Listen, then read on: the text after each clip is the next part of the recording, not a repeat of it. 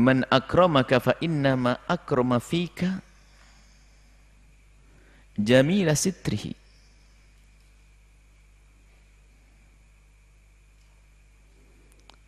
Falhamdu liman sataraka laisal hamdu liman akramaka wa syakaraka.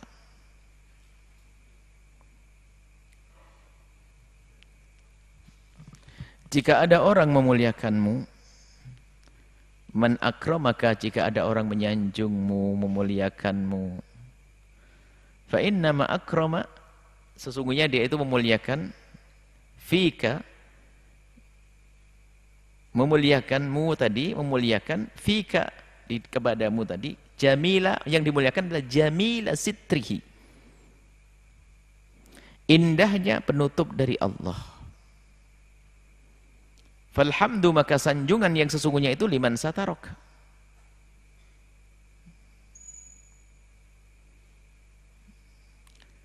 sanjungan yang sesungguhnya adalah zat yang telah menutupimu dari segala kekuranganmu. Laisal hamdu, bukanlah sanjungan liman akramaka wa syakarak, bukan bagi orang yang memuliakanmu atau berterima kasih kepadamu. Jadi gini, kadang seorang hamba disanjung oleh temannya, oleh saudaranya, oleh sahabatnya. Yang harus kita sadari ini, dan ini harus kita sadar selalu, berusaha untuk selalu sadar bahwa jika suatu ketika Allah tampakkan kebaikan kita di mata orang lain sehingga orang itu menyanjung kita dan muliakan kita, maka ketahuilah itu semua karena Allah menutupi kekurangan kita.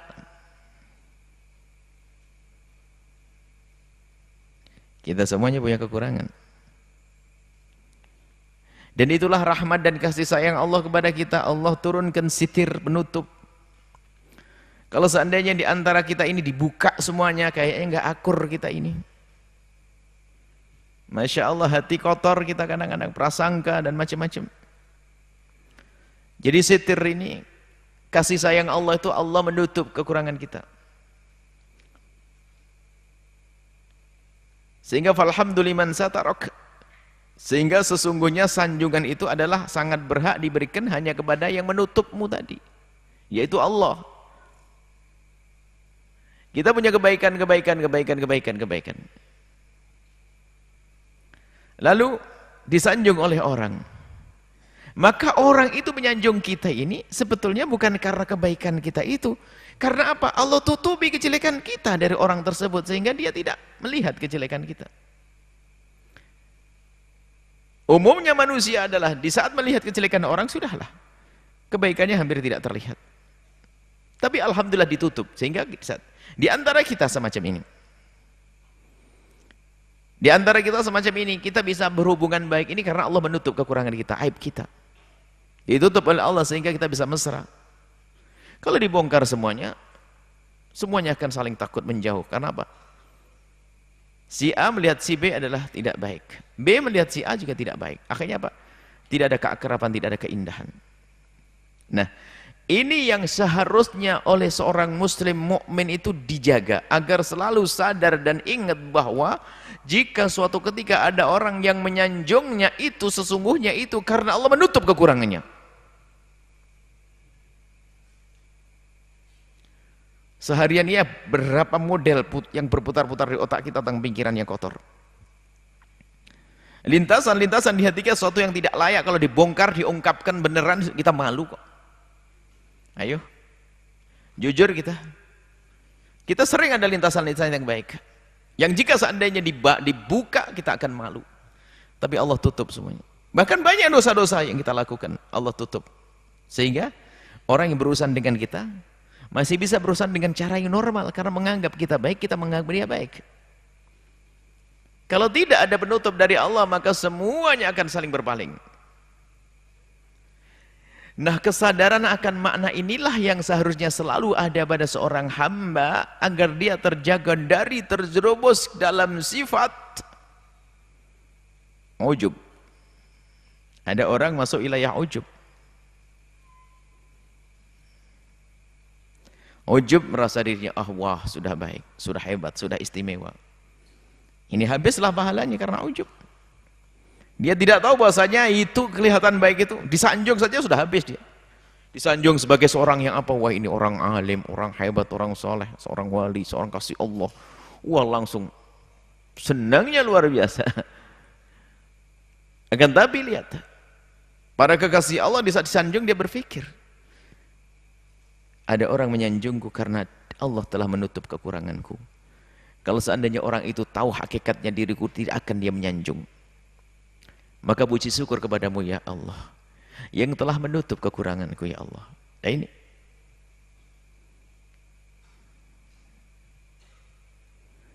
Jadi kalau ada seseorang menyanjung kita itu karena mereka tidak tahu kekurangan kita. Dan ketidaktahuannya dia akan kekurangan kita karena indahnya penutup dari Allah.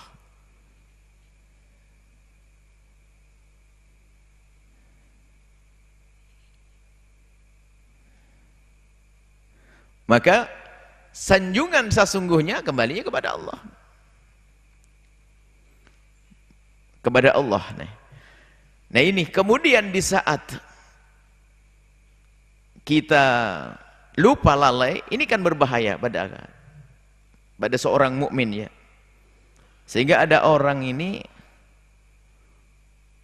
merasa dirinya itu adalah sudah sampai kepada makom tertentu, kadang merasa sampai kepada makom wilayah, makom wali, makom ini.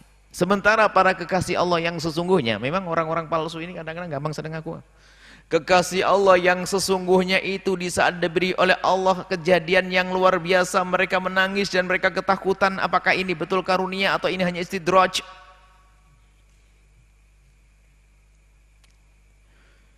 Sehingga di saat mereka bisa berbuat baik, mereka bisa bangun di tengah malam, itu apa yang mereka lakukan. Mereka bisa bangun di malam hari, pagi harinya ingat bahasanya semalam dibangun oleh Allah, akhirnya dia mengeluarkan dari koceknya uang, ya Allah, puji syukur kepadamu ya Allah, tadi malam engkau telah bangunkan aku ya Allah.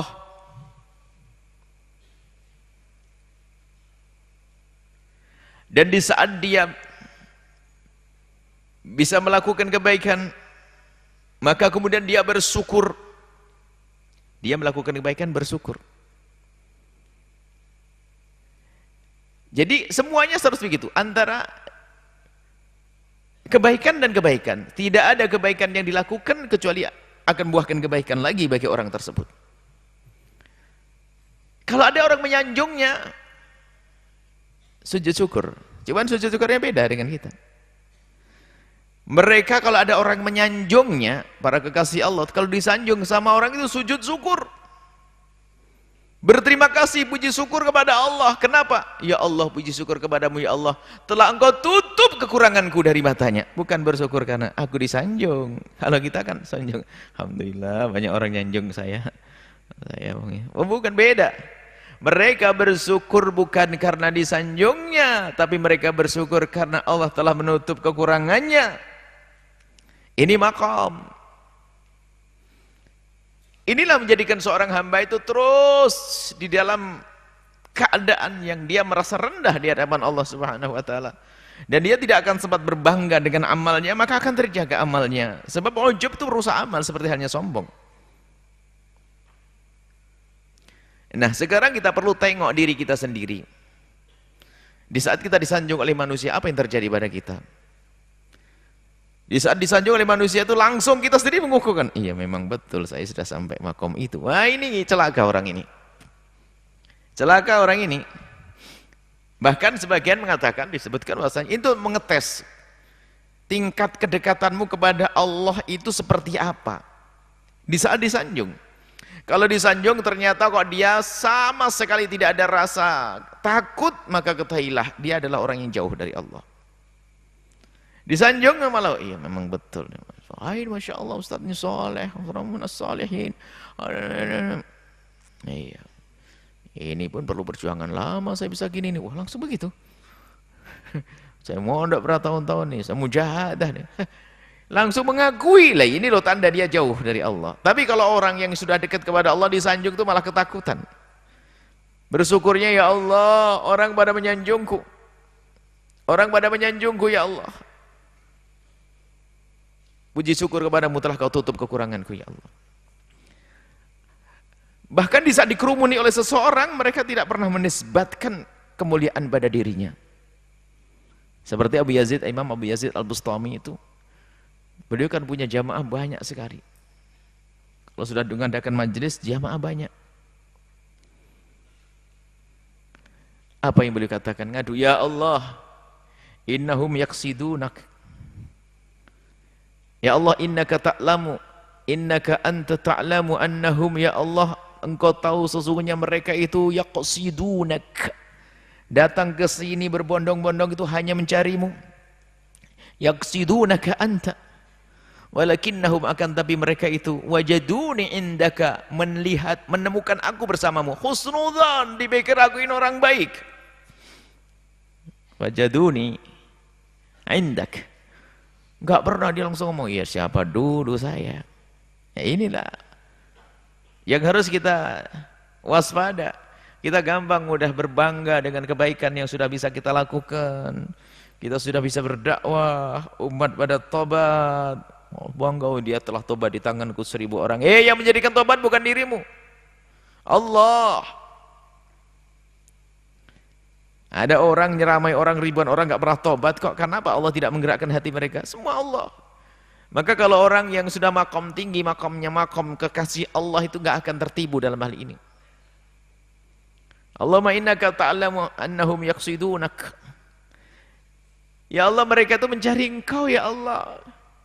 Cuman mereka khusnudan kepadaku, dipikir aku ini dekat kepadamu ya Allah. Istighfar banyak ya Allah. Malu.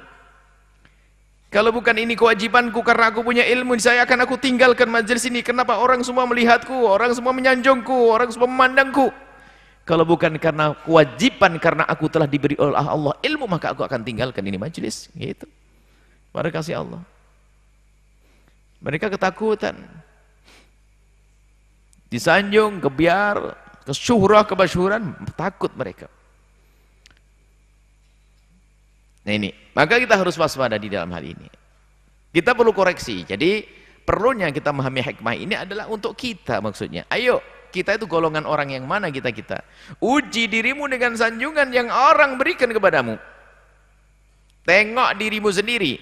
Jika engkau di saat disanjung oleh saudaramu ternyata engkau pun ikut berbangga, menikmati sanjungan tersebut, maka ketahuilah terpuruk, ujub. Akan tapi jika dirimu disanjung oleh manusia, langsung kebayang, terlintas, hadir di hatimu dan benakmu bahwasanya ini semua karena jamilus sitrihi, indahnya penutup dari Allah Subhanahu wa taala, sehingga apa? Kekotoranku, kejelekanku tidak terlihat, yang terlihat hanya kebaikanku di matanya. Alhamdulillahilladzi adharul jamil wa sataral qabih. Alhamdulillahilladzi, segala puji bagi Allah alladzi adharul jamil wa sataral qabih. Inilah yang sering diucapkan oleh para sholihin. Di saat ada orang menyanjung, bukan langsung ya sahabat dulu, ya betul, Masya Allah, ini mah gak seberapa ini. Oh, top banget dia. Mereka sedih di saat disanjung.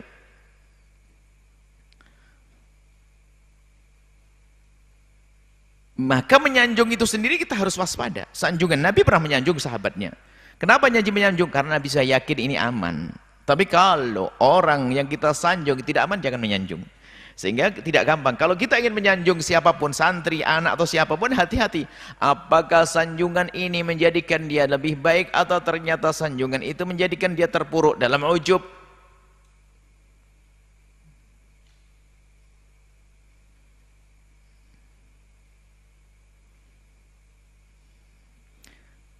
Pernah suatu ketika ada orang menyanjung, seseorang di hadapan Nabi. Nabi tahu orang yang disanjung ini nggak pantas. Apa kata Nabi? Waihak,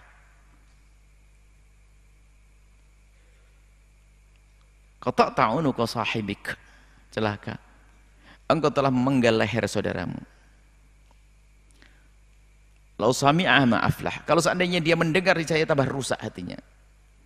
Jadi kadang sanjungan ini merusak seseorang, menjadi sombong. Orang menyanjung itu ada dua model ya. Ada orang menyanjung memang betul-betul karena ketulusannya, kekagumannya ada. Ada orang menyanjung memang dasar dia adalah penjilat. Nah, ini juga rusak. Penjilat nggak peduli rusak nggak rusak, yang penting jilat. Sanjung, masya Allah ini oh. Nyanjung orang hanya pengen kembali kepadanya urusan dunianya, kebaikan dunia, dapat hadiah dan sebagainya. Ada menyanjung raja, pada zaman dulu ada kisah-kisah menyanjung raja, menyanjung orang kaya, mengirim syair, setelah itu minta hadiah. Kita dusta itu semuanya. Bahkan dalam riwayat Nabi mengatakan, jika ada orang menyanjungmu di mukamu, taburkan di mukanya debu agar tidak menyanjungmu. Maksudnya adalah agar kita waspada, jangan menikmati sanjungan. Dan kalau kita ingin menyanjung seseorang, hendaknya kita waspada. Akankah sanjungan ini menjadikan dia lebih baik atau malah terpuruk? Di saat kita ingin menyanjung, dan di saat kita disanjung, kita harus pastikan bahwasanya di saat kita disanjung, kita harus bisa, kalau belum bisa, jauh dari wilayah kemuliaan. Kita harus bisa di saat disanjung oleh seseorang, langsung kita menyadari bahwasanya orang menyanjungku karena Allah menutupi kekuranganku. Allah. Sehingga terlihat di muka manusia baik semuanya kita. Dianggap orang soleh, Masya Allah, Ustadz, Ustadzah. Stop, Masya Allah. Kenapa itu semuanya terjadi? Karena Allah tutup. Jamil sitri. Allah telah menutup. Inilah yang hendaknya kita selalu hadirkan di dalam diri kita. Karena ini madakhil syaitan. Syaitan itu kalau ingin menjerumuskan manusia itu melalui pintu-pintu yang banyak. Ya, pertama adalah dilarang berbuat baik. Setelah dilarang oleh setan berbuat baik, ternyata masuk pintu lain. Ternyata di saat oleh setan dihalangi, jangan berbuat baik, jangan berbuat baik. Ternyata orang tersebut memaksakan dirinya untuk berbuat baik, lemeslah setan. Saat setan lemes, muter-muter musyawarah sama grupnya, ingin menjerumuskan orang ini, gimana caranya? Biarkan dia beramal. Terus gimana kita merusaknya? Nanti saja kalau sudah beramal, kita ajari bagaimana dia agar bisa riya. Bahkan dibisiki, kurang banyak Pak Haji, kurang banyak Ustadz, numbang kok cuma segitu, kurang gede, nambah lagi gede. Kata setan yang lainnya, hei setan, kenapa kok suruh kau nyumbang gede-gede? Sebab kalau kecil itu susah untuk riak, kalau gede gampang riaknya. Oh gitu, jadi nyumbang yang gede, riaknya gampang. Oh, setan begitu. Setelah itu masuk wilayah riak. Ternyata dia sang orang ini ngerti bahasanya riak menghancurkan amal baiknya. Aku tidak boleh riak. Setannya lemas, waduh orang ini aku jerumuskan dengan riak, aku sontek dengan riak, rupanya enggak mempan karena kuat ilmunya. Riak menjerumuskan, aduh pusinglah setan. Muter-musyawarah lah setan, biarin. Kita bisiki dia, kita sebut saja dia memang orang sudah hebat. Akhirnya betul orang-orang mengatakan dia orang soleh. Tatanya di sini dia jatuh, bangga, memang betul. Ya ada orang kaya yang sedermawan saya ini. Saya punya duit, saya pakai untuk kebaikan saya. Mana orang kampung ini seperti saya? Di saat dia jadi ustadz, ustadz ini mana ustadz yang punya pengaruh besar seperti saya? Ini enggak ada.